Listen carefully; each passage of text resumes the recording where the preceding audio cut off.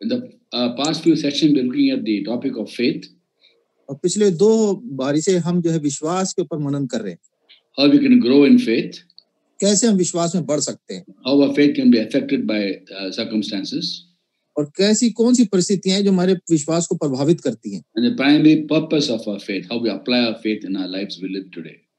और कैसे हमें अपने विश्वास को अपने जीवन में जो हम जीते हैं उसमें उसको काम में लाना है। And today we're going to look at the aspect of hope आज हम आशा के ऊपर मनन करेंगे, and living hope. जीवित आशा।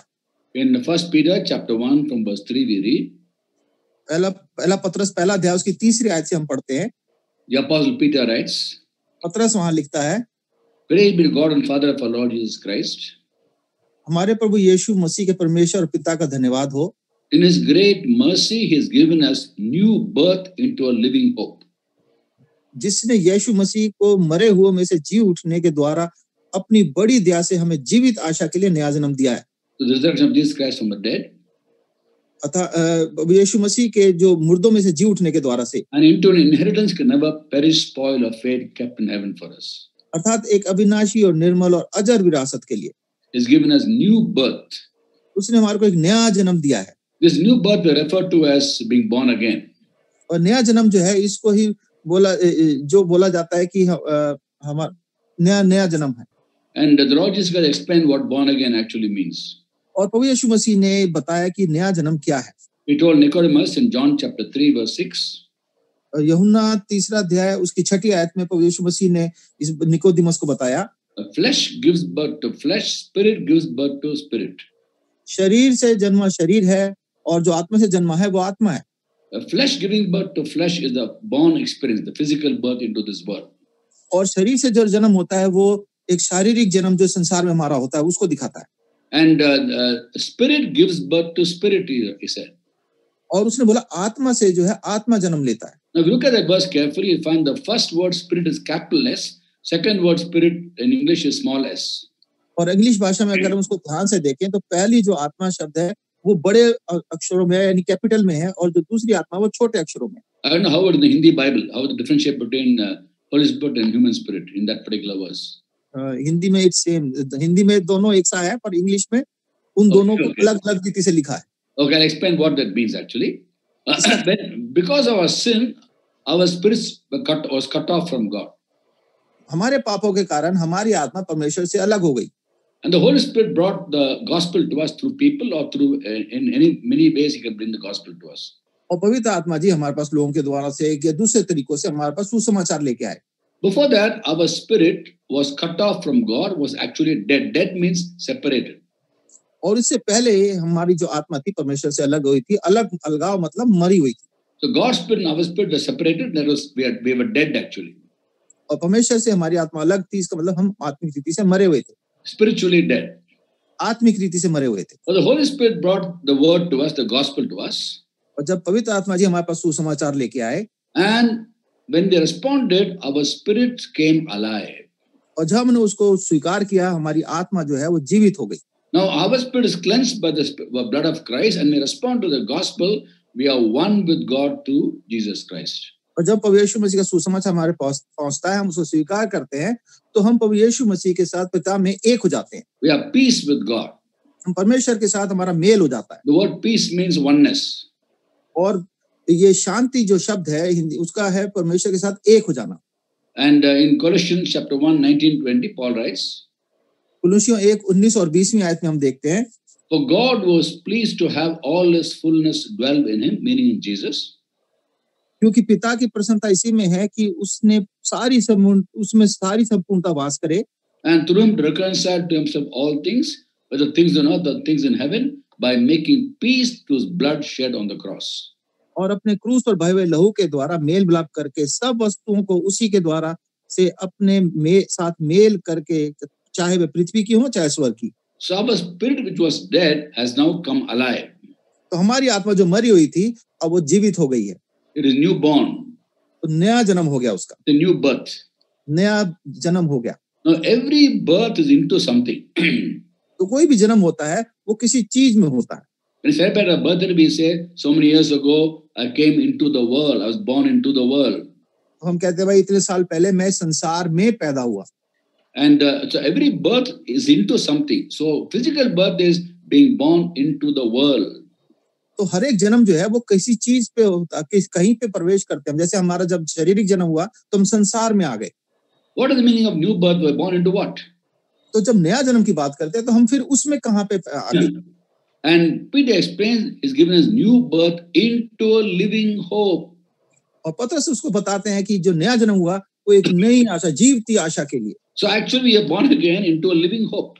तो हमारा जो नया जन्म हुआ वो एक नई जीवती आशा के लिए हो गया। And the hope actually is a person. और आशा जो है वो वास्तव में एक व्यक्ति है।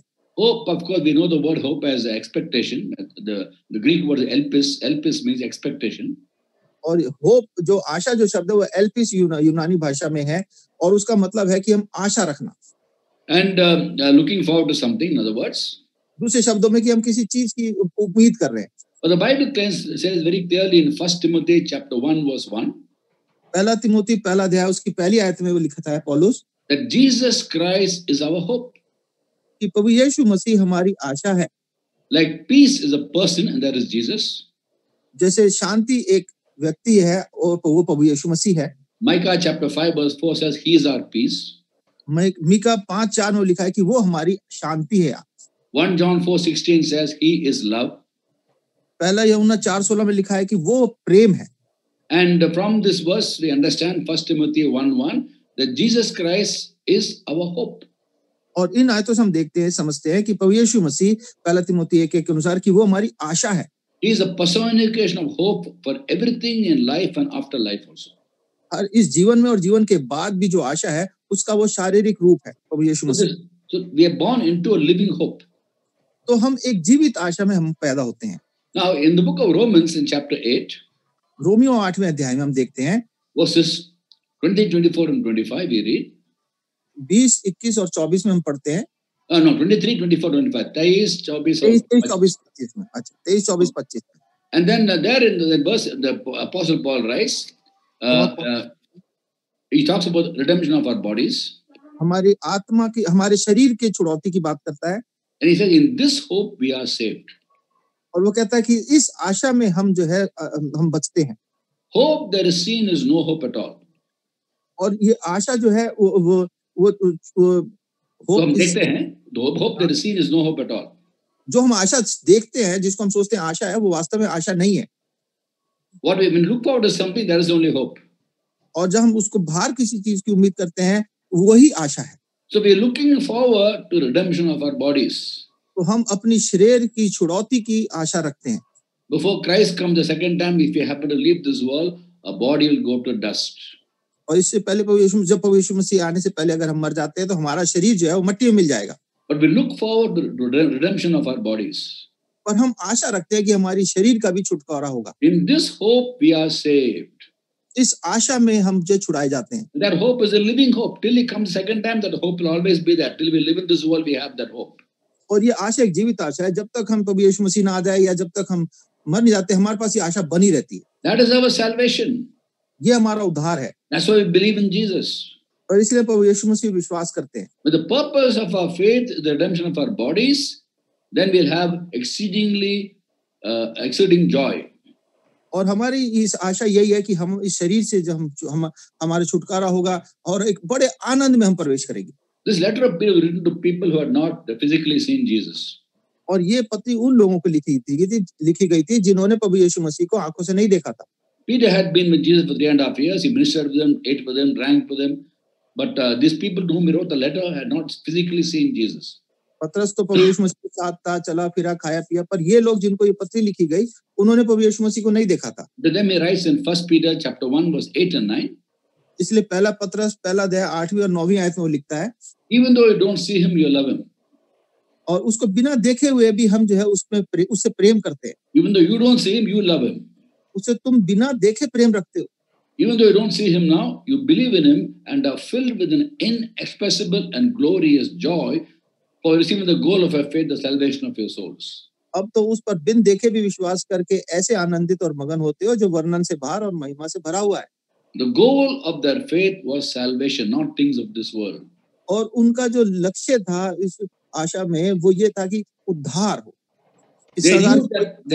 They knew they're born again into a living hope, and ultimately this life is not as important as eternal life. और उनको ये था कि हम जो है हमारा जो उद्धार हुआ अनंत काल की आशा के लिए हुआ है और इस संसार की चीजों के लिए नहीं है। Today Christians believe in Christ for so many reasons. आजकल जो इस मसीह लोग हैं वो बहुत प्रभु यीशु विश्वास करते हैं बहुत सारे कारणों के लिए। And even when he walked this earth, people looked up to him for many things. और इस संसार में जब प्रभु यीशु मसीह थे लोग प्रभु यीशु मसीह को बहुत चीजों के लिए उसकी ओर देखते थे। Some followed him because of bread and fish. कुछ लोग तो मछली और रोटी के लिए उसके पीछे चलते थे। Some looked up to him for healing from diseases. और कुछ लोग बीमारी से चंगाई के लिए उसकी ओर देखते थे। Some looked up to him to be delivered of demons. और कुछ लोग दुष्ट आत्मा से छुटकारे के लिए देखते थे। And when he was crucified, many left him and went away. और जब प्रभु यीशु मसीह क्रूस पे चढ़ाया हुआ बहुत उसको छोड़ के चले गए। Only 120 were waiting for the anointing of the Holy Spirit. सिर्फ 120 लोग थे जो इंतजार कर रहे थे पवित्र आत्मा जी से अभिषेक होने के लिए। So we believe in Jesus for so many things. तो प्रभु यीशु मसीह बहुत कारणों से विश्वास करते हैं। But these people who were rejoicing with indescribable joy, the goal of their faith was actually the redemption, the salvation of their souls and the redemption of their bodies.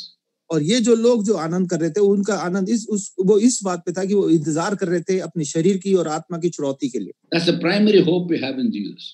और ये पहला मकसद है जो आशा का प्रभु यीशु मसीह पे जो हम रखते हैं। And in letter of Paul to Corinthians in chapter 15 verse 19, और कुरिन्थियों 15वां अध्याय उसकी 19वीं आयत में हम देखते हैं Paul writes, he says, if only for this life you have hope in Christ, you should be pitied more than all people. अगर हमारी आशा इस संसार में सिर्फ इस संसार के लिए ही आशा है तो हम सबसे अभागे लोग हैं।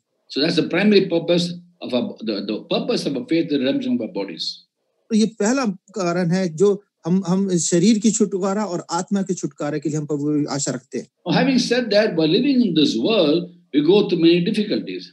और इस बात को कहने के बाद हम संसार में बहुत सारी परेशानियों में से होके जाते हैं। We face difficult circumstances.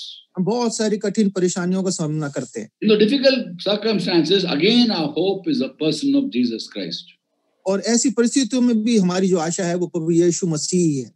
When God told Abraham he's going to have a son, जब प्रभु ने अब्राहम को बोला तेरे को पुत्र होगा, and God told him also that through that son he's going to have children like the stars in the universe.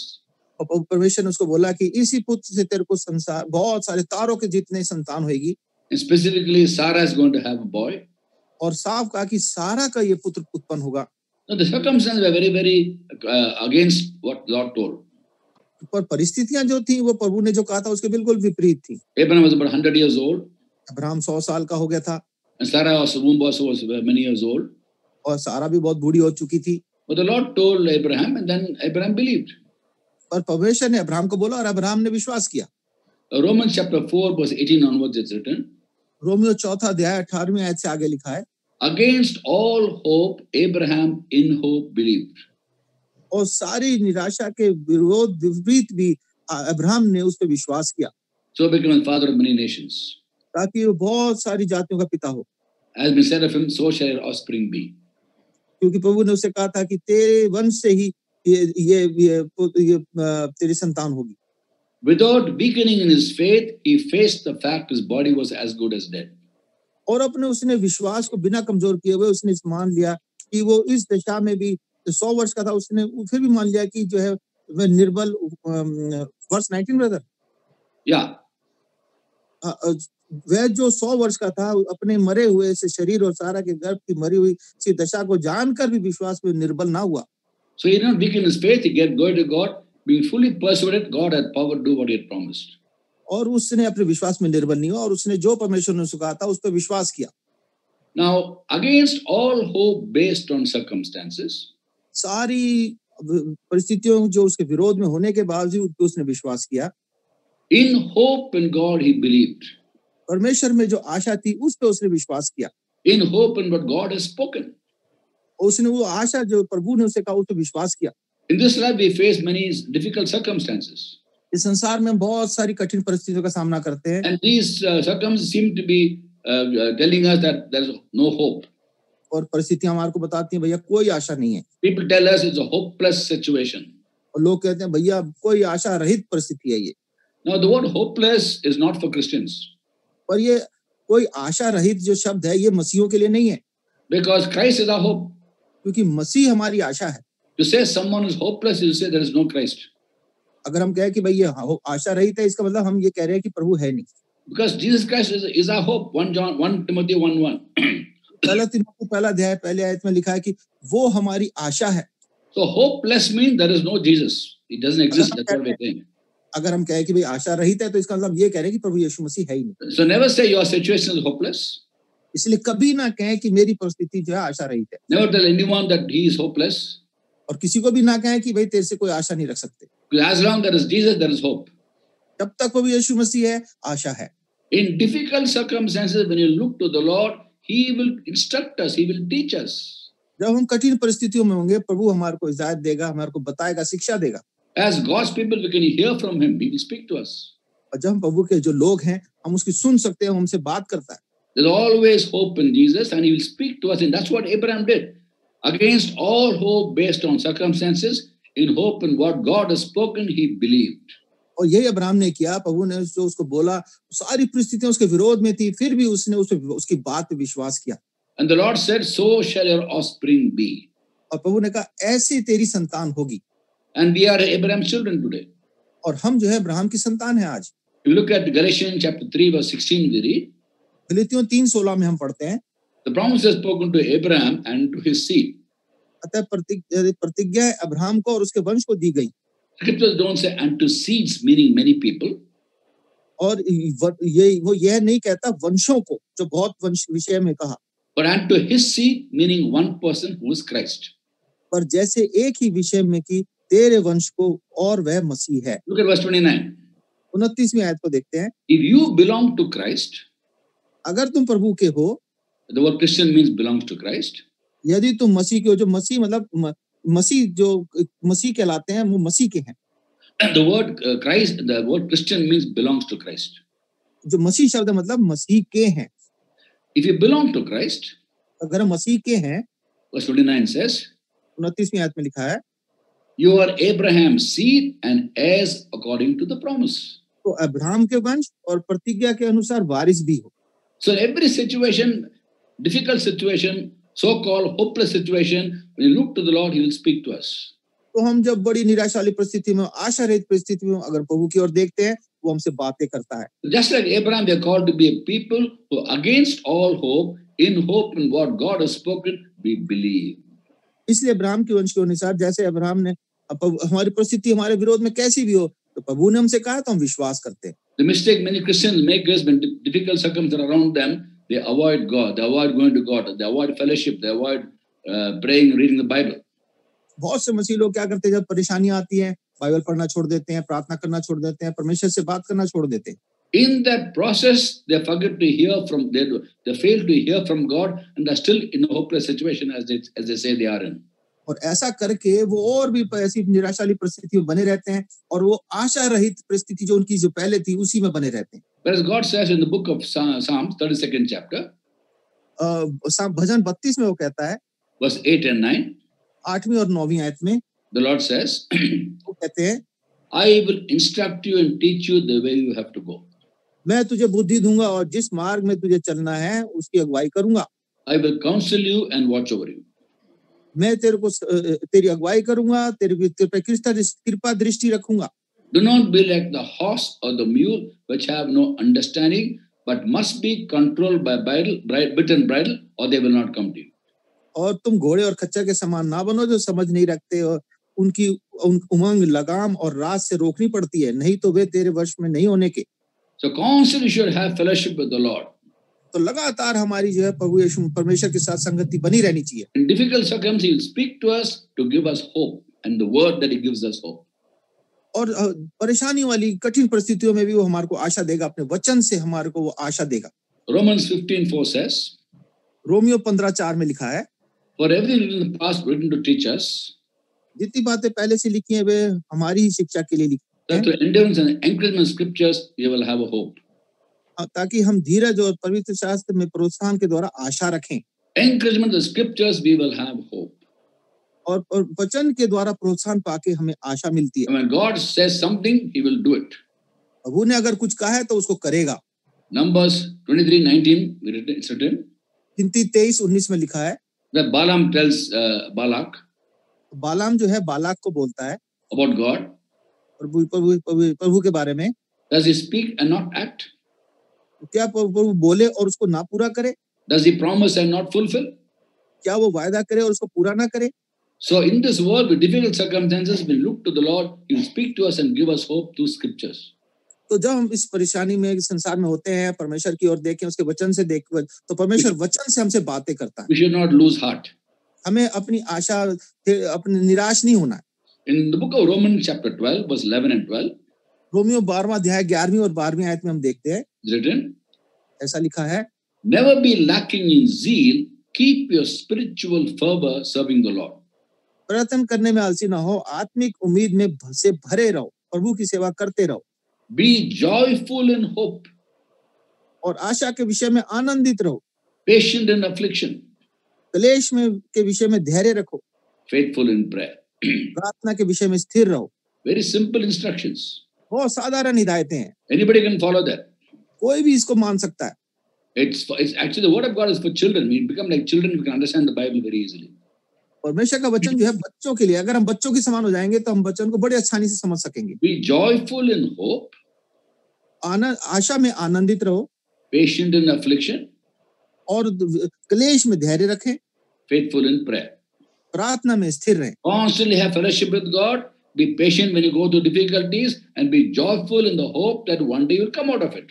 परमेश्वर में आशा में आनंदित बने रखें, क्लेश में धीरज रखें, प्रार्थना में स्थिर बने रहें, और ये आशा रखें कि प्रभु एक दिन हमारे को जरूर छुड़ाएगा। And while we waiting for that to happen, we keep serving God. Never lose zeal. और जब हम ऐसा इंतजार करते हैं तो हमें अपनी आशा को कभी नहीं छोड़ना, उसकी सेवा करते रहनी है। Keep a spiritual fervor serving the Lord. बड़ी आत्मिक रीति से जोर जबरदस्त बड़े हृदय के साथ उसकी सेवा करते रहनी है। So first aspect of hope is the most important aspect of salvation. और सबसे बड़ी आशा का जो पहला वो सबसे बड़ी बात है वो है उद्धार। Second is hope in difficult circumstances based on God's word. और दूसरा है कठिन परिस्थितियों में परमेश्वर के वचन पर आधारित होकर आशा रखना। Third is difficulties we face because of our obedience to the Lord. और तीसरा हम जो परेशानी हम झेलते हैं परमेश्वर की आज्ञा मानने की वजह से। Now in 2 Timothy 3rd chapter verse 12 we read, दूसरा तिमोथी 3रा अध्याय 12वीं आयत में हम पढ़ते हैं, if anyone choose to live a godly life in Christ, he'll be persecuted. तो जितने प्रभु यीशु मसीह के में भक्ति के साथ जीवन बिताना चाहते हैं वे सब सताए जाएंगे। When you follow the Lord, we'll face difficulties. जब प्रभु के पीछे हम चलते हैं कठिनाइयां जरूर आएंगी।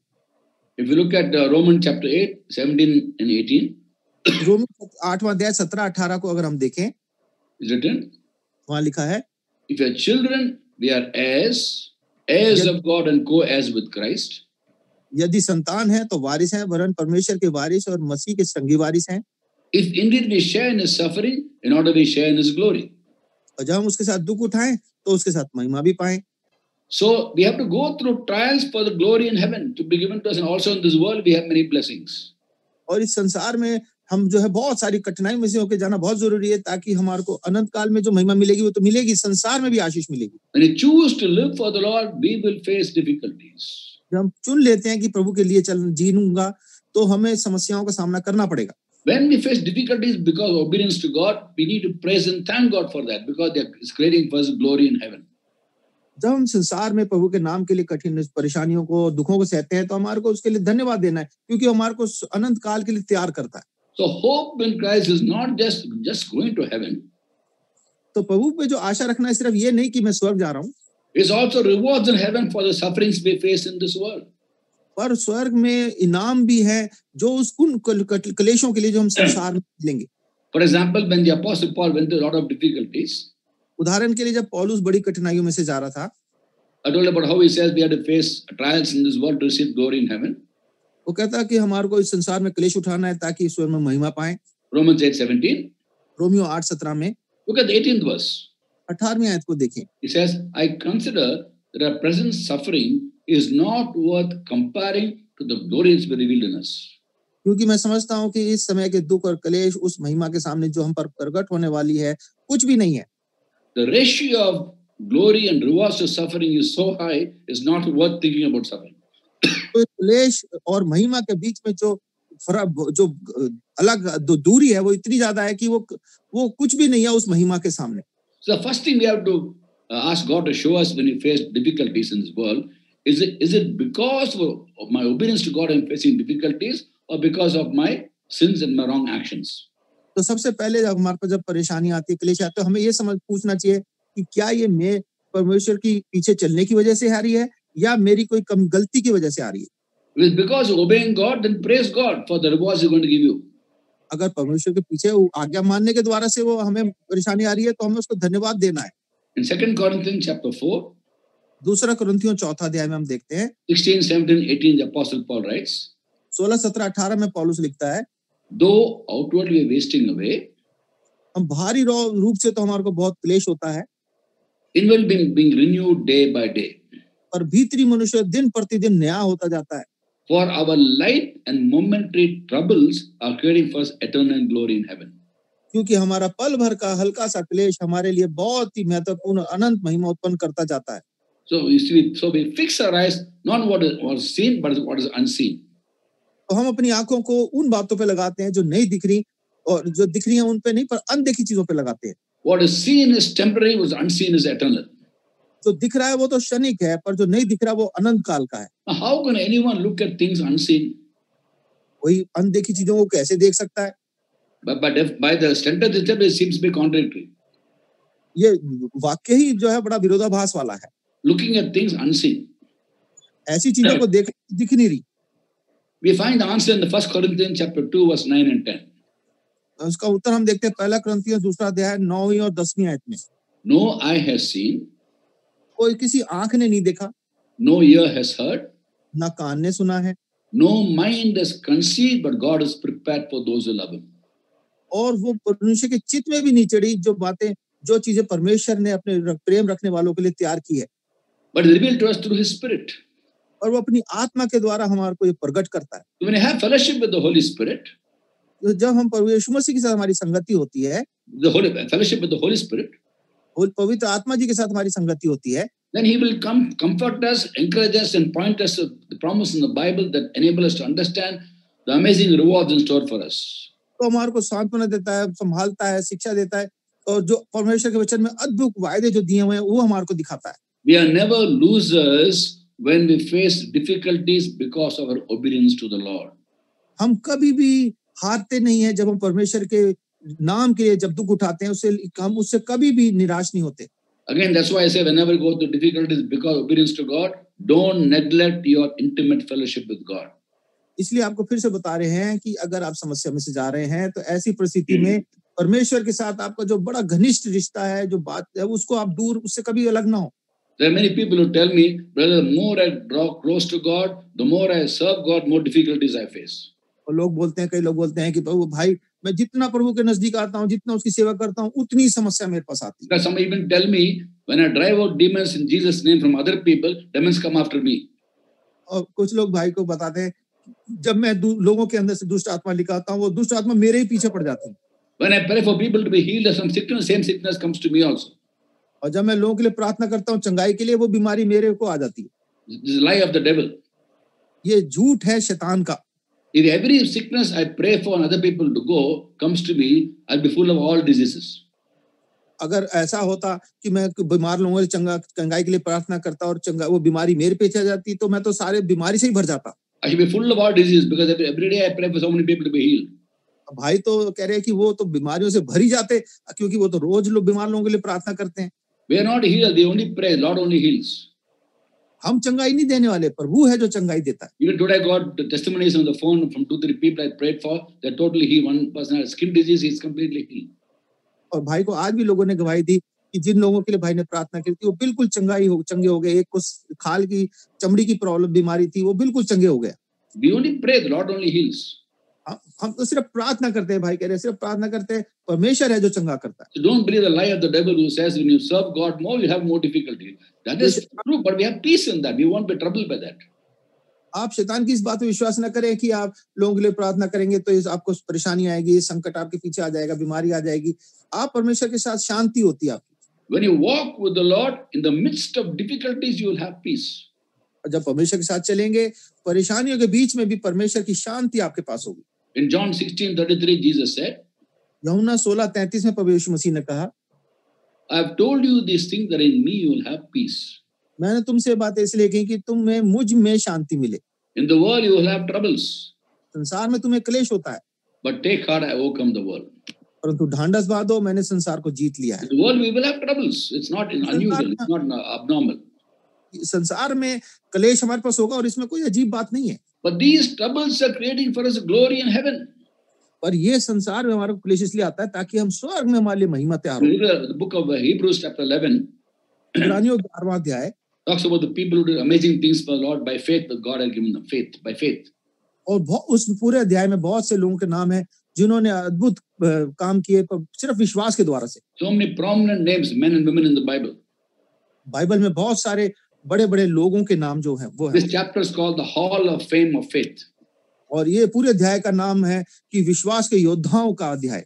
But there's one particular category of people whose names are not mentioned there. और यहाँ पे एक ऐसा समूह भी है जिनके नाम नहीं लिखे गए हैं। It says others. वो कहता है और बाकी जो है। Verse 35, Hebrews 11:35. इब्रानियों 11:35 आयत में हम देखते हैं। Others were tortured and refused to be released that they will gain a better resurrection. और वो लिखा है कि वो और जो दूसरे थे वो उन्होंने इस कठिनाई उसका कि ताकि उन मार खाते रहे, छुटकारा चाहे, परंतु उस पुनरुत्थान के भागी हो। Better resurrection, not ordinary resurrection, because there are a lot of rewards in heaven. उत्तम पुनरुत्थान के भागी हो, कोई साधारण पुनरुत्थान नहीं। Going back to new birth into a living hope. अब वापस जब नए जन्म में और नई आशा पे हम जाते हैं वापस। First Peter chapter 1 verse 3 and 4. पहला पत्रस पहला अध्याय 3 और 4 में Peter has new birth into living hope, to the resurrection of Jesus Christ from the dead, and into an inheritance can never perish, spoil or fade, kept in heaven for us. अर्थात एक अविनाशी और निर्मल और अजर विरासत के लिए जो हमारे लिए स्वर्ग में रखी है। So we have rewards in heaven for the difficulty we face in this world. So we have hope even in amazing difficulties because of our obedience to God. तो इस संसार में हमारे पास क्लेश आता है और जब परमेश्वर की आज्ञा मानते हैं और हमारे को क्लेश आता है तो हमारे पास एक आशा होती है, एक नए जीवन की, नए जन्म। The fourth aspect of hope, और चौथा एक बात जो आशा की है, difficulties we face in this world because of our disobedience. इस संसार में बहुत सारी परेशानियों का सामना करते हैं अपनी अनाज्ञाकारिता के कारण से। So we sometimes we face difficulties because of responses because of our disobedience and our wrong actions. कई बार हम परेशानियों का सामना करते हैं अपनी अनाज्ञाकारिता के कारण से या अपना जो हमने गलत बात कही है उसकी Because of our sins. अपने पापों के कारण से। Now when the Lord reveals to us our sins, He is a convictor of sin, the Holy Spirit. और जब प्रभु हमारे को हमारे पाप दिखाता है, पवित्र आत्मा जी हैं, वो हमें कायल करती है हमारे पापों के लिए। Then we are called to repent. और फिर हमारे को बुलाहट आती है कि हम पछतावा करें। Not just say sorry, not just confess to God and to people, but repent of sin, turn from it. और सिर्फ ये ना कहे मेरे से गलती हो गई, पर उससे पछतावा करके उससे मुड़ जाएं। When we repent of our sins, जब हम अपने पापों से पछतावा करते हैं, we will not come under judgment. तो हम न्याय के अधीन नहीं आते। 1 Corinthians 11:31 says, if we judge ourselves, we will not come under judgment. पहला कुरिन्थियों 11:31 में लिखा है कि अगर अपने आप को हम जांच लेते हैं तो हम पे न्याय नहीं होगा। God is a gracious God. हमारा प्रभु बड़ा अनुग्रहकारी परमेश्वर है। 1 John 1:9 says, पहला यूहन्ना 1:9 में लिखा है, we confess our sins, He is faithful and just, He will forgive us and purify us from all unrighteousness. यदि हम अपने पापों को मान ले तो वह हमारे पापों को क्षमा करने और हमारे सब अधर्म को शुद्ध करने में विश्वास He will योग्य not just forgive us and forget our sins, He will draw us out of that sin. He'll make us holy. और ये नहीं कि वो हमारे पापों को क्षमा कर देगा, पर हमारे को वहां से निकाल लेगा और हमारे को पवित्र करेगा। He'll make us share in His holiness by rebuking us. वो हमारे को ताड़ना देके डांट करके हमारे को अपने पवित्रता का सहभागी बना देगा। He will never condemn us. हमारे को कभी दोष नहीं लगाएगा हम पे। People condemn us, but God won't condemn us. लोग तो हम पे दोष लगाते हैं, पर प्रभु हमारे पे कभी दोष नहीं लगाएगा। 12th chapter of Hebrews verse 5 to 11 read later on after the meeting. इब्रानियों 12वां अध्याय उसके अगर हम 5 से आगे पढ़ें, पूरे अध्याय को पढ़ें, Talk about how God rebukes those whom He loves. उसमें हम देखते हैं प्रभु कैसे अपने जिनसे वो प्रेम करता है उनको ताड़ना भी देता And है। even though we have fallen into pit, He will lift us up from the pit. और चाहे हम उस गड्ढे में गिर जाएं, फिर भी प्रभु हमारे को उस गड्ढे में से निकालता है। There's always hope in Christ to be redeemed. हमारे पास प्रभु में हर दम आशा है, हम छुड़ाए गए हैं। Psalm 103 verse 1 onwards it says, भजन 103 1 आयत से आगे हम देखते हैं, praise the Lord, O my soul, all my inmost being praise His holy name. ये हे मेरे मन यहोवा को धन्य कह और जो कुछ मुझ में है उसके पवित्र नाम को धन्य कह। Praise the Lord, O my soul, and forget not his benefits. हे मेरे मन यहोवा को धन्य कह और उसके किसी उपकार को ना भूलना। Who forgives all your sins, heals all your diseases. वो तो तेरे सारे धर्म को क्षमा करता है, तेरे रोगों को चंगा करता है। Who redeems your life from the pit and crowns you with love and compassion. वही तो तेरे प्राण को नाश होने से बचा लेता है और सिर पर करुणा और दया का मुकुट बांधता है। Who satisfies desires with good things that your youth renewed like eagles. वही तो तेरी लालसा को उत्तम पदार्थों से तृप्त करता है और तेरी जवानी उकाब की समान नहीं हो जाती है। When he gets ourselves into the pit, he will redeem us, make and crowns us with love and compassion. और जब हम गड्ढे में गिर जाते हैं प्रभु हमारे को छुड़ाएगा, हमारे को दया और करुणा से हमारे को मुकुट पहनाएगा। Psalm 37 verse 23-24 says, Psalm 37 verse 24, भजन 37 उसकी 24वीं आयत में हम पढ़ते हैं, even though we stumble, we will not fall. चाहे हम ठोकर खाए फिर भी हम गिरेंगे नहीं, So God lifts us up with his hand. क्योंकि प्रभु हमारे को अपने हाथ से उठाता है। You know, the beautiful thing about God is he will never give up on us. और सबसे सुंदर बात प्रभु की है कि वो हमारे को कभी हमारे से आशा नहीं छोड़ता हमारे को। We all make mistakes in life. We all sin at different times. हम सब गलतियां करते हैं अपने जीवन में कहीं ना कहीं जरूर गिरते हैं। But please repent. और आप बहुत जरूरी है कृपा करके आप पछतावा Lord करें। will help us repent. He'll give us the resources for us to repent.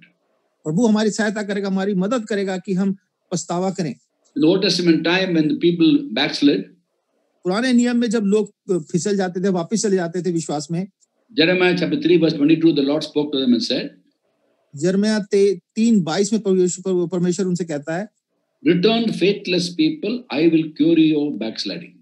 ये भटकने वाली बच्चों लौट आओ, मैं तुम्हारा भटकना सुधार दूंगा। What does God expect from them? He said, I will heal you, but return to me. वो कहता है कि मैं तुम्हें सुधार दूंगा पर तुम लौट के आओ। How do they return? वापस कैसे आओगे? Jeremiah 3:13. यिर्मयाह 3:13, Only acknowledge your guilt. Say you have done wrong. That's all. और तुम्हें बस अपने गलती को मान लेना है बस। There was 14:15. The Lord says, और 14वीं-15वीं आयत में प्रभु कहते हैं, I'll bring you one from a town, two from a clan to Zion, because I am your husband. और वो कहता है प्रत्येक नगर से एक, प्रत्येक कुल से 2 को लेकर सियोन में लेके पहुंचूंगा, क्योंकि मैं तुम्हारा स्वामी हूँ। I will give you shepherds after my own heart, और मैं तुम्हें अपने मन के अनुसार चरवाहे दूंगा, who will lead you with knowledge and understanding. जो ज्ञान और बुद्धि से तुम्हें चराएंगे। So God never give up on us. प्रभु ने हमारे पे कभी हमारे पे आशा नहीं छोड़ी। Nobody can say I don't sin at all, वो ये नहीं कह सकता मेरे से तो कभी गलती हुई नहीं। but you must repent of it. हमें उससे पछतावा करना है। If I say I don't sin, I would be a hypocrite. I've sinned and I've repented. अगर हम कहें कि मैं पाप नहीं करता तो हम जो है बड़ा हम ढोंग कर रहे हैं, हम पाप करते हैं और हम पछतावा भी करते हैं। There's joy in repentance. और जब हम पछतावा करते हैं उसमें बड़ा आनंद होता है। There's joy in being restored to God and enjoying His fellowship again. और बड़ा आनंद होता है जब हम पछतावा करते हैं, परमेश्वर के साथ फिर से हमारा मेल हो जाता है। When we sin, we don't lose salvation, we lose the joy of salvation. जब हम पाप करते हैं तो हम उद्धार नहीं खोते, उद्धार का आनंद खो देते हैं। Because and come back to Him, as David says, restore to me the joy of salvation. और जैसे हम वापस आ जाते हैं, जैसे दाऊद ने भी कहा, मुझे मेरा उद्धार का आनंद लौटा दे। So the people are people, and people find out that you're backslidden and your sin, they'll attack you. लोग तो लोग, आदमी तो इंसान ही है, उन्हें पता चले आपने गलती करी, वो आप पे आक्रमण करते हैं। God will never condemn. प्रभु आप पे कोई दोष नहीं लगाएगा। When David sinned against God in a particular matter of counting the men, the fighting men, जब दाऊद ने गलती की, जब उसने लोगों की गिनती करी, the Lord gave him an option. Do you want to give yourself to me to punish you or for people to punish you?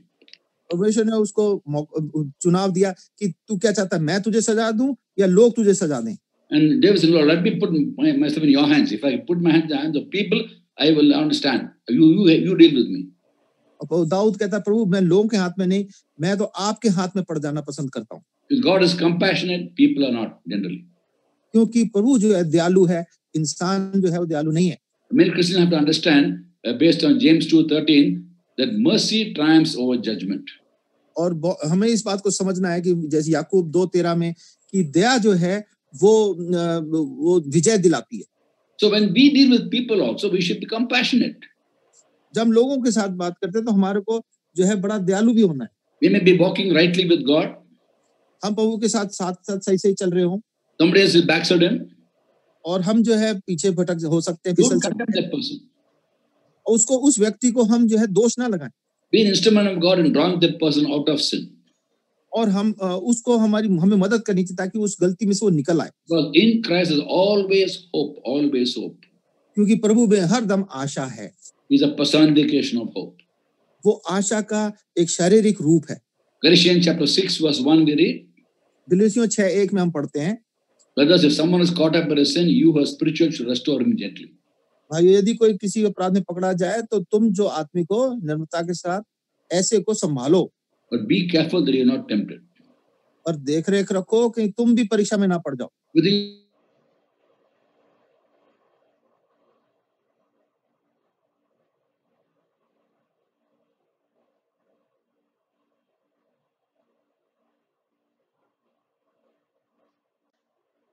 There is hope because Jesus is alive. He is our hope. हर परिस्थिति में हमारे पास आशा है क्योंकि हमारा प्रभु यीशु मसीह जिंदा है. वही हमारी आशा है. We have 50 minutes time. We'll give some time for questions. Feel free to ask any questions concerning this topic or any topic that bothers you. It's now 7:45, so we'll have some time for questions. It's your time. हमारे पास अभी हमारे पास 15 minute हैं. आपके पास इस विषय से beyond 8 o'clock also, but if you have time, I have time. No problem. तो 8 बजे के बाद भी भाई कह रहे हैं वो रुक सकते हैं. आपके पास अगर इस विषय से संबंधित कोई प्रश्न है या और भी कोई प्रश्न है, जिज्ञासा आपको है, तो आप भाई से पूछ सकते हैं. वो उत्तर देने के लिए तैयार है. You can either type out a question on the chat or you can, Brother Manish, can switch on your mic and you can ask verbally on. आप लिख के भी बता सकते हैं कि आपके प्रश्न को, या आप भाई मनीष को भी बता सकते हैं. वो आपका अनम्यूट करके आप अपनी बात पूछ सकते हैं.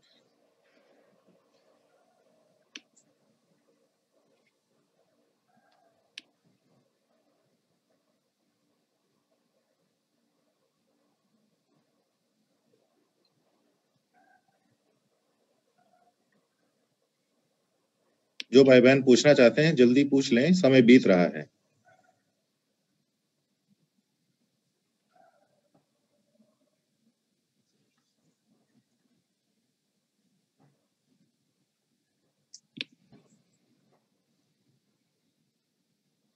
कोई भी भाई बहन कोई और भी किसी भी तरीके का प्रश्न आपके मन में हो, आप पूछ सकते हैं.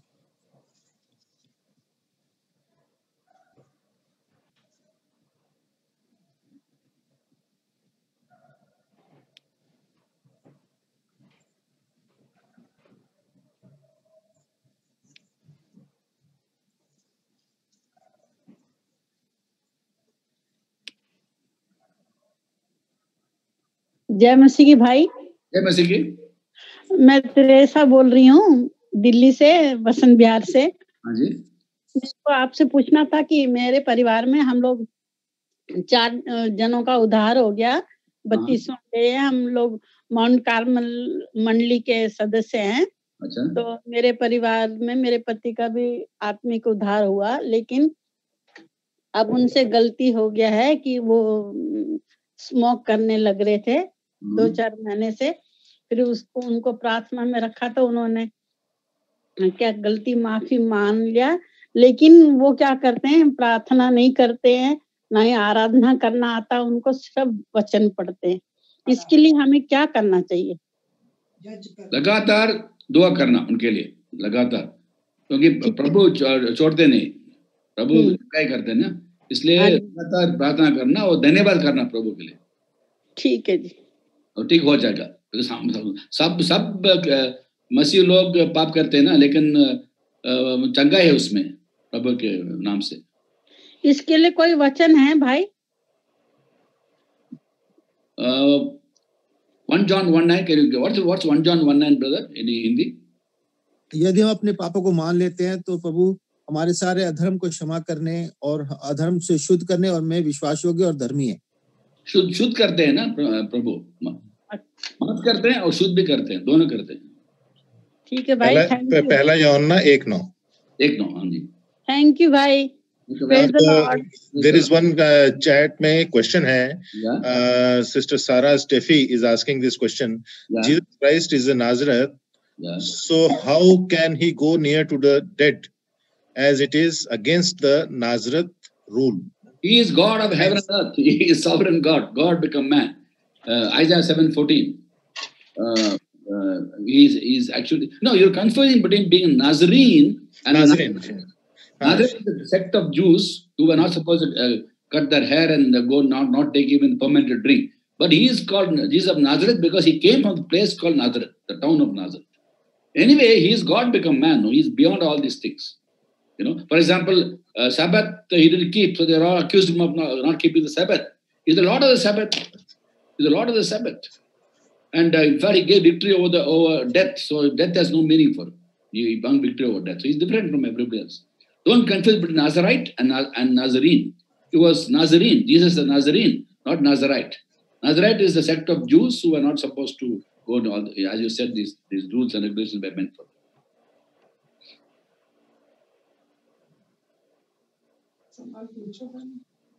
She is saying thanks. Welcome. Please translate Hindi. अच्छा वो हिंदी में इंग्लिश में you want? भाई ने ये बताया कि बहन ने पूछा था कि वो नाजरी था तो उसने क्यों मुर्दों के पास गया, पर फर्क है, वो नाजरी शहर से आया था, नाजरत शहर से था, इसलिए उसको नाजरी कहा गया। वो नासरी जो लोग होते थे जो उनको बाल नहीं काटते थे, मुर्दों के पास नहीं जानते थे, वो अलग चीज है। फिर भी प्रभु तो नाजिर होते थे, नाजिर होते थे, पर प्रभु तो परमेश्वर है, वो सब चीज उसके लिए कुछ नहीं है। ये सब बातें वो जो सबत के लोग बोलते थे कि भाई सबत में क्यों चंगाई कर रहे हो, पर प्रभु तो सबत का भी प्रभु था। तो ये सब बातें उसमें नहीं है। Is beyond all these rules and regulations of man. हाँ, मनुष्य के सारे नियम कानून से वो ऊपर है। There's one question on chat I noticed. What verses can I use to fight those sinful thoughts? Which sinful thoughts are you talking about? Okay. हाँ, एक प्रश्न आया कि कोई पाप के जो विचार आते हैं उनको हम कैसे उन पे काबू पा सकते हैं, किन आयतों से हम विजय प्राप्त कर सकते हैं। Okay, I'll give the answer for that. Now, in Romans 13:14 it's written. Romeo 13:14 में लिखा है, Go the help of the Lord Jesus Christ and do not think about how to gratify the desires of the sinful nature. और वैसे ही उचित रूप से चलना चाहिए कि ना तो लीला क्रीड़ा, पियक्कड़पन या व्यभिचारी और लुचपन और झगड़े और ईर्ष्या में। A sinful thought coming to you is not your doing, it's the devil's doing, but don't keep it in your mind. कोई भी पाप का विचार आपके दिमाग में आता है वो शैतान की ओर से आता है, आप उसको अपने हृदय में दिमाग में रखें ना। When we are not in the Lord, when a sinful thought came, we are following the thought process.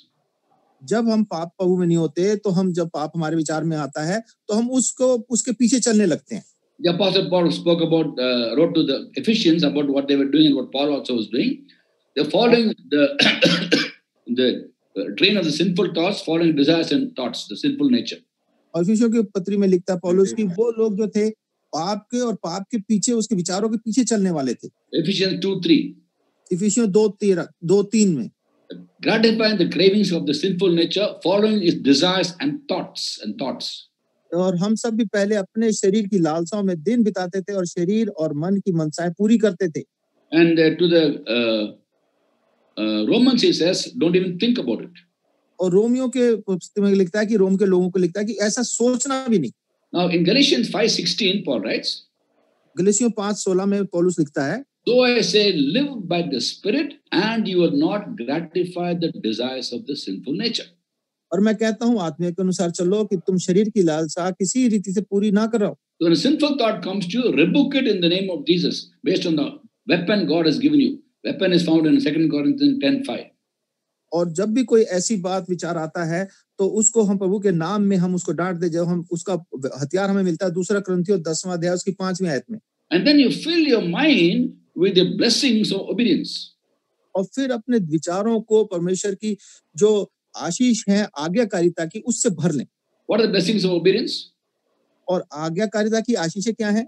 Number 1, you preserve the peace of God. सबसे पहली बात हमें परमेश्वर की शांति हमें बनी रहती है। Preserve the joy of the Lord. परमेश्वर का आनंद हमें बना रहता है। You have confidence of our prayers being heard. हमारा कोई विश्वास रहता है कि मेरी प्रार्थना सुनी गई है। You have confidence of God's promises being fulfilled in your life. हमारा कोई विश्वास रहता है कि परमेश्वर के वायदे मेरे जीवन में पूरे होंगे। When you obey Him, we grow in wisdom. जब हम उसकी आज्ञा मानते हैं हम बुद्धि में बढ़ते हैं। We grow in strength. हम सामर्थ्य में बढ़ते हैं। We preserve our relationship with God. और परमेश्वर के साथ हमारा जो रिश्ता है उसको हम कायम रखते हैं। And these are the blessings of obedience. और ये आज्ञाकारिता की आशीषें हैं। So think of the blessings of obedience rather than the temporary pleasures of sin.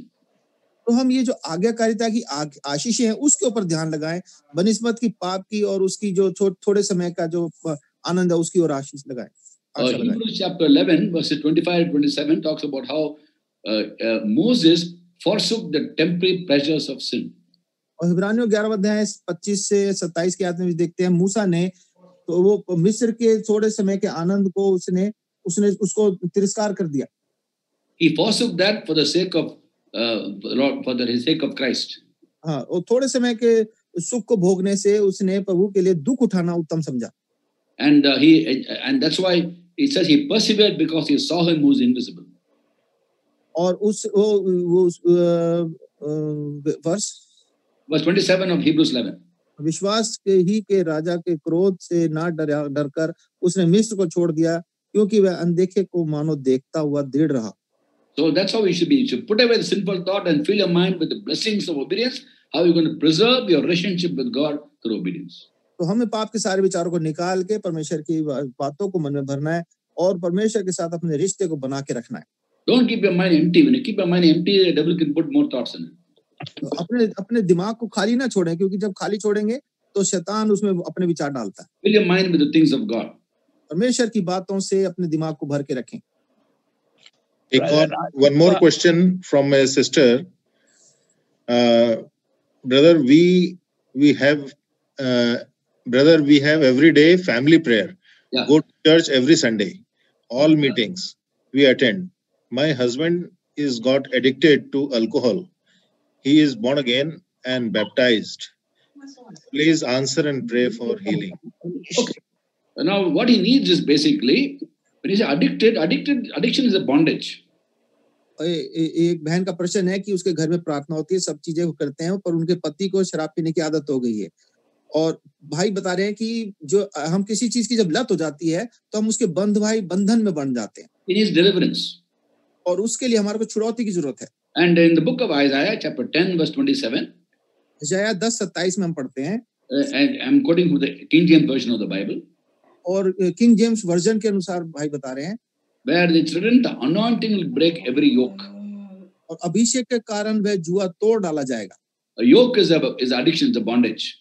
और ये जुआ जो है ये बंधुआई है और जो लत पड़ी हुई उसकी। The anointing of the Holy Spirit, the pouring out of the Holy Spirit upon us will break that yoke of bondage. जब पवित्र आत्मा हमारे पे उंडेला जाता है तो ये सारे बंधन टूट जाते हैं। And when our heart is committed to God, we will receive strength from God.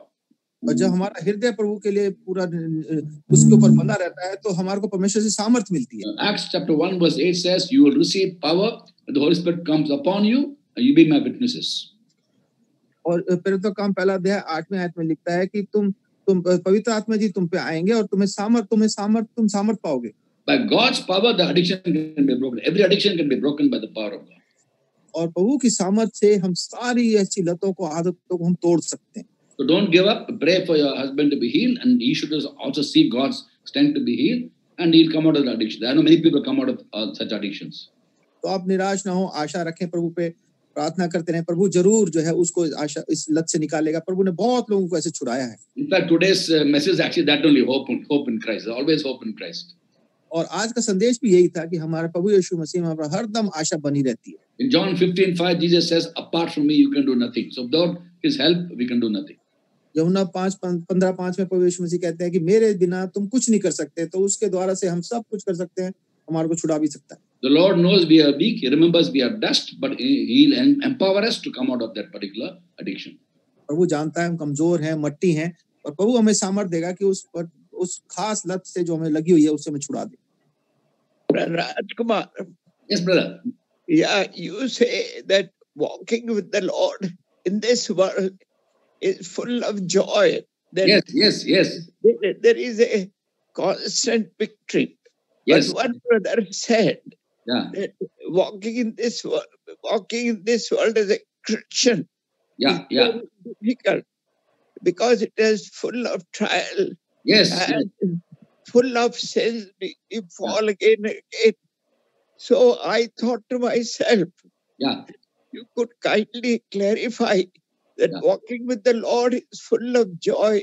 Yes, absolutely. It's the most joyful life absolutely. we can have in this world. Yeah. Thank you. Brother, could you translate the question, brother, for everyone? Question was, you said that walking with the Lord is full of joy. But living in this world is very difficult to live a Christian life. So no, it's a joy, amazing joy. Yeah. So these are two contrary statements. I'll clarify that. प्रश्न ये था कि क्या प्रभु के साथ चलना में आनंद है, या किसी भाई ने ये भी बोला कि भाई प्रभु के साथ चलना, प्रभु के पीछे चलने में बहुत मुसीबत है, बहुत मुश्किल काम है. तो भाई उसका उत्तर दे रहे हैं. मुश्किल काम नहीं है, क्योंकि if you look at 1 John chapter 5, 3, 4 and 5. पहला यूहन्ना 5वां अध्याय 3 से 5 में हम पढ़ते हैं. John writes, this is love for God to obey his commandments. क्योंकि परमेश्वर का प्रेम यह है कि हम उसकी आज्ञाओं को माने. And his commandments are not burdensome. और उसकी आज्ञाएं बोझदायक नहीं है. For everyone born of God overcomes the world. क्योंकि जो कुछ परमेश्वर से उत्पन्न हुआ है वह संसार पर जय प्राप्त करता है. This victory overcomes the world, even our faith. और विजय जिससे हम संसार पर जय प्राप्त होती है, हमारा विश्वास है. Now to answer Brother Williams' question. और भाई विलियम्स का जो प्रश्न है उसका उत्तर ये है. About having difficulties in the world, yet having the joy of the Lord, amazing joy of the Lord. इस संसार में परेशानियों के बावजूद भी परमेश्वर का जो अद्भुत आनंद है वो हमारे पास हो. In John 15:11, Jesus says. यूहन्ना 15:11 में हम पढ़ते हैं. I've told you this that my joy will be in you. मैंने ये बातें तुमसे इसलिए कही कि मेरा आनंद तुम में बना रहे. And your joy will be complete. और तुम्हारा आनंद पूरा हो जाएगा. So when you listen to his teachings, we will have his joy, the same joy he had, we will have. तो अगर हम प्रभु की शिक्षाओं को सुनते हैं तो जो आनंद उसके पास था वो हमें भी मिलेगा. But in the world we will have difficulties. और संसार में हमारे को क्लेश होगा. Circumstances will be difficult around us. हमारे आसपास बड़ी परेशानियां हो सकती हैं. So John 16:33 Jesus says. यूहन्ना 16:33 में प्रभु यीशु मसीह ने कहा, I have told you these things that in me you will have peace. और ये मैंने ये बातें तुमसे इसलिए कही हैं कि तुम्हें मुझ में शांति मिले. In the world you will have troubles, you will have tribulation. संसार में तुम्हें क्लेश होता है. So when you have a persistent, intimate walk with God, you will have exceeding joy, you will have amazing peace, but around you circumstances can be very bad.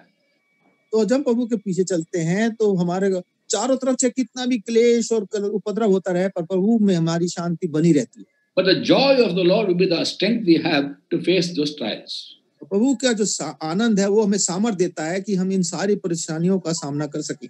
So there is joy in obedience.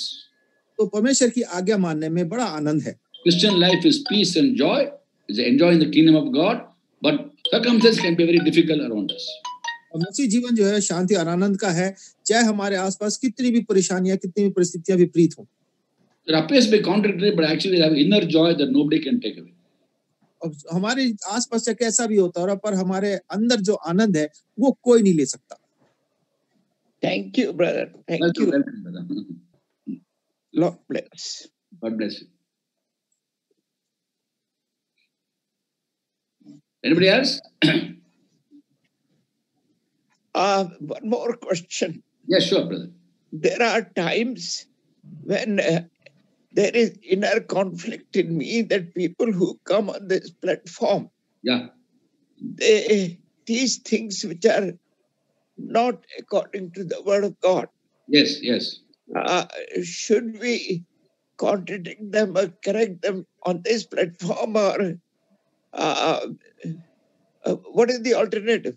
Okay. The alternative is that to call them aside and tell them. For example, when Apollos went and preached in Corinth, he knew only about the baptism of John. He didn't know about the baptism of Jesus Christ, the Holy Spirit baptism. So Aquila and Priscilla took him aside and explained to him things more correctly. So don't expose them publicly to people, but you go and call them aside one-to-one and tell them that this particular thing is not according to scripture, please correct it next time. Because if you tell everybody and in front of him, you might tell the people, but this man will continue in his strong teaching. Tomorrow he'll go to some other church and speak, same thing he will speak. So we have to correct the person who made the mistake in teaching. And as far as the congregation is concerned, they should be rooted in God's word. When you're rooted in God's word, you can discern false teaching. See, how does the Reserve Bank of India train the revenue inspectors to identify counterfeit note? How to identify a counterfeit note? By studying the original note. You study the original note. They know every shade, every color in the original note, a 500 rupee note. When you're so used to the original note, they could detect a counterfeit note. So when you know the Bible, taught by the Holy Spirit, the moment some wrong teaching comes, immediately you will know. So you must train your church members to immerse themselves in Scripture and root themselves in Scripture. So the wrong teaching comes, immediately they can discern there's something wrong in this. But the concerned preacher who speaks, you should call him aside and then tell him, see, brother, what you have spoken is not actually correct. Next time you speak on a subject, correct this area. Because that way you are training him for future ministry in different other places also. Otherwise, you can tell your church members and they'll know the truth. What about this man who goes some other place and speaks the same thing again, wrong thing again? Yeah. So that's how we have to deal with that. Unfortunately, they take offense when you write to them. When they are face to face with you, you can explain it by giving reference. Yes. Yeah. But unfortunately, they keep offense in their hearts. No, that's not Christian. He should appreciate you. He appreciate you for making him a better servant of God. You see, when someone corrects you, it's for your own good, no, it's for betterment. So when someone corrects you, your best friend will correct you. Your true friend will correct the person. Otherwise, you don't correct, you are actually not being a friend. You are being actually allowing him to continue his error. We correct people for their good, Like, for example, if you look at, brother, can you translate into Hindi, brother? Sorry, I'm going on. It's a very important question brother asked. भाई ने एक प्रश्न पूछा था कि कई लोग जब गलत शिक्षा देते हैं तो उनको कैसे समझाएं, या तो उनको उसी समय टोकें या बाद में उनको कैसे करना चाहिए. तो भाई इसका उत्तर दे रहे हैं कि आप उसको अलग से बुला के उसको समझाएं, ताकि वो अगर सबके सामने बोलेंगे तो उसको बुरा भी लगेगा, दूसरा वो यहाँ नहीं दूसरी जगह जाके भी वही गलत शिक्षा देगा. तो आप उसको वहीं पे अलग बुला के उसको सही शिक्षा दें, ताकि वो समझ जाए कि क्या गलती है. और इसमें हमारे को बुरा भी नहीं मानना चाहिए. जैसे उन्होंने उदाहरण दिया रिजर्व बैंक में कैसे नोटों को जांचा जाता है, तो उनको उसके लिए सबसे बढ़िया तरीका होता है जो असली नोट है उसको अच्छे से पढ़ाया जाता है, ताकि वो जैसे ही नकली हाथ में आता है नकली नोट तो वो समझ जाते हैं. तो हमें वचन को उसमें अच्छे से हमारे को उसमें पढ़ाना चाहिए, वचन को जानना चाहिए, ताकि गलत शिक्षा को हम पहचान पाए. यस. या कुछ लोग तो अपने आप को इतना एक्सपर्ट समझते हैं कि सोचते हैं कि हम तो भाई से भी ज्यादा जानते हैं, या हम तो किसी एक टॉपिक बोल रहे थे तो दूसरा topic was not related. But Bible में कोई भी टीचिंग कॉन्ट्रडिक्टरी नहीं है. नहीं है, एब्सोल्युटली. लेकिन वो गवर्नमेंट है ना, it's basically pride. When they don't accept correction, it's pride. Okay, I want to finish the answer to your question. In 2 Timothy, 3rd chapter, 16-17, it says, तीसरा अध्याय 16वीं और 17वीं आयत में ऐसा लिखा है, All scriptures God breathed. सारा वचन जो है, पवित्र शास्त्र जो है, परमेश्वर की आत्मा से द्वारा मिला गया है. This is for teaching, correcting, rebuking and training in righteousness. और प्रेरणा से रचा गया है, उपदेश, समझाने और सुधारने और धार्मिकता की शिक्षा के लिए लाभदायक है. That the man of God be thoroughly equipped for every good work. ताकि परमेश्वर का जन सिद्ध बने और हर भले काम के लिए तत्पर हो जाए. So correcting someone from the Bible is very, very scriptural, very important, and the purpose of correction is to make him a better instrument of God. तो परमेश्वर के वचन के अनुसार किसी को सही बात बताना ये बहुत सही है और ये बहुत जरूरी भी है. And any humble man to be teachable, and if he really wants to serve God more, he should accept your correction and become a better instrument of God. और ये इसको स्वीकार करना, गलती को ये नम्रता दिखाता है, और हर एक व्यक्ति जो परमेश्वर की सेवा कर रहा है उसको सुधार सीखने के लिए हरदम तैयार रहना चाहिए. Nobody is expert in the Bible. Only God is expert in the Bible. We are only recipients of whatever He teaches. Bible में कोई भी पक्का नहीं है, हम सब सीख रहे हैं. परमेश्वर के सिवा कोई बाइबल को पूरे अच्छे से नहीं जानता. हम सब विद्यार्थी हैं. We are all students. I remember one incident. एक घटना मुझे याद आती है कि मैं एक आयत को समझ नहीं पा रहा था. भाई भक्त सिंह के पास गया, मैंने कहा कि आप ये आयत मुझे समझाइए.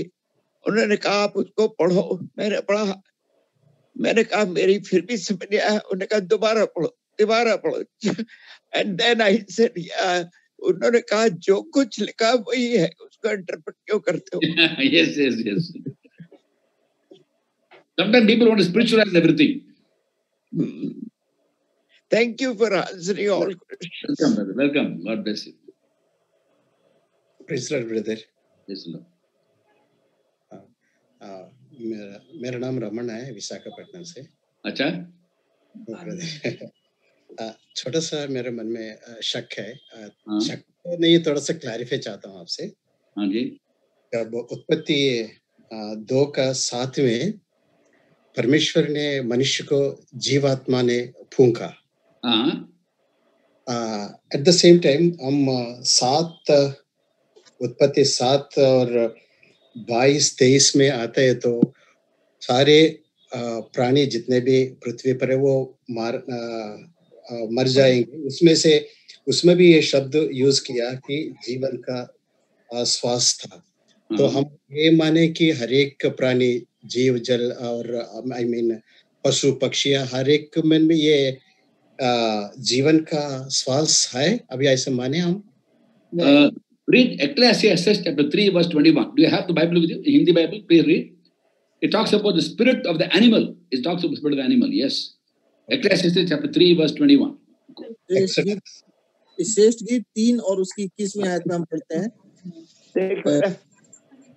Ecclesiastes తపోపదేశక అంటే ప్రసంగి 3:21 3:21 प्रसंगी 3:21। क्या मनुष्य का प्राण ऊपर की ओर चढ़ता है और पशुओं का प्राण नीचे की ओर जाकर प्राण का मतलब क्या है? पशुओं का प्राण, उनका भी प्राण है ना? हाँ, पशुओं में भी प्राण है। Now the thing is, people wonder, brother, you translate is very important. Could you translate? Yeah. Okay. People wonder, we human beings die because we sin. और हम ये विश्वास करते हैं, मानते हैं कि हम इसलिए मर जाते हैं क्योंकि हमने पाप किया है। Yes, Bible says that. Bible भी ऐसा बताती है। No, why do animals die? और पशु क्यों मर जाते हैं? What sin the cockroach did? The cockroach should die. Cockroach ने कौन सा पाप किया कि वो मर जाए? The creation was made for man. सारी सृष्टि मनुष्य के लिए बनाई गई। Animals, birds, reptiles were made for man.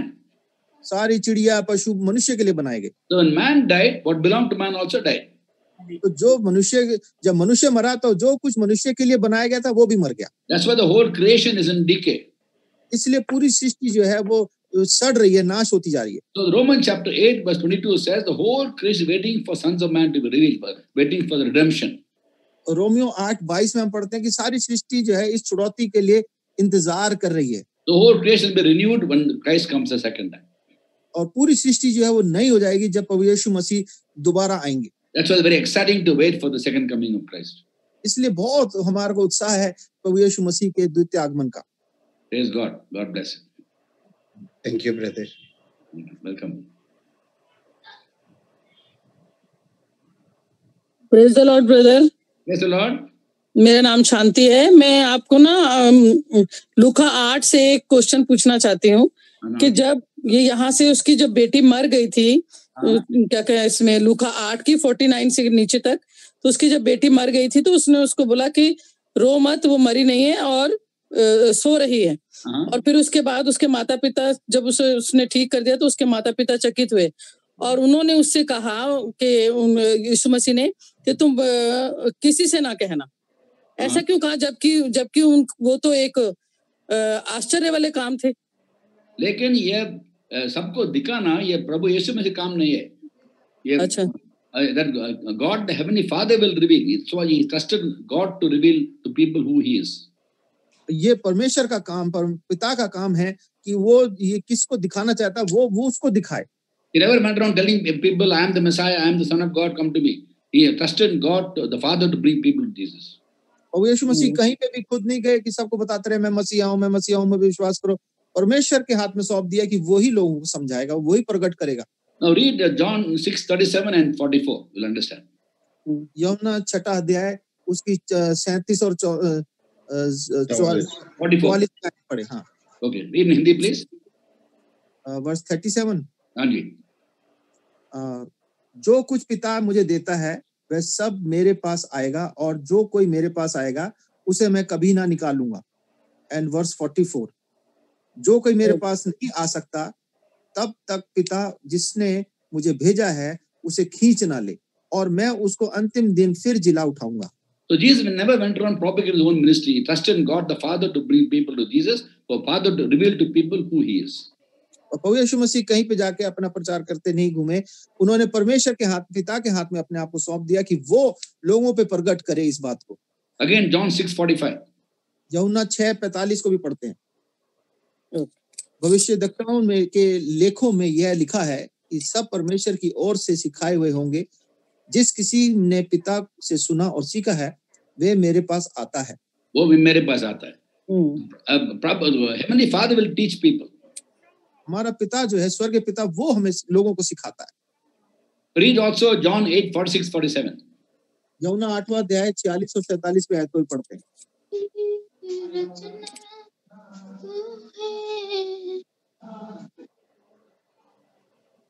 तुम में से कौन मुझे पापी ठहराता है?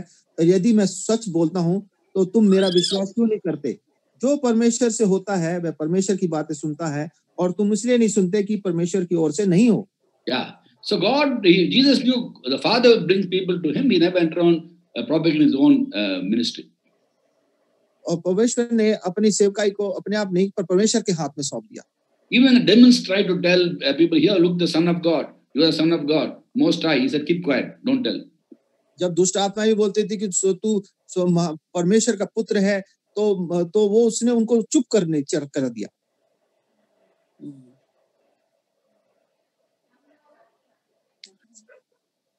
और कोई प्रश्न? Okay, thank you, brother. Welcome.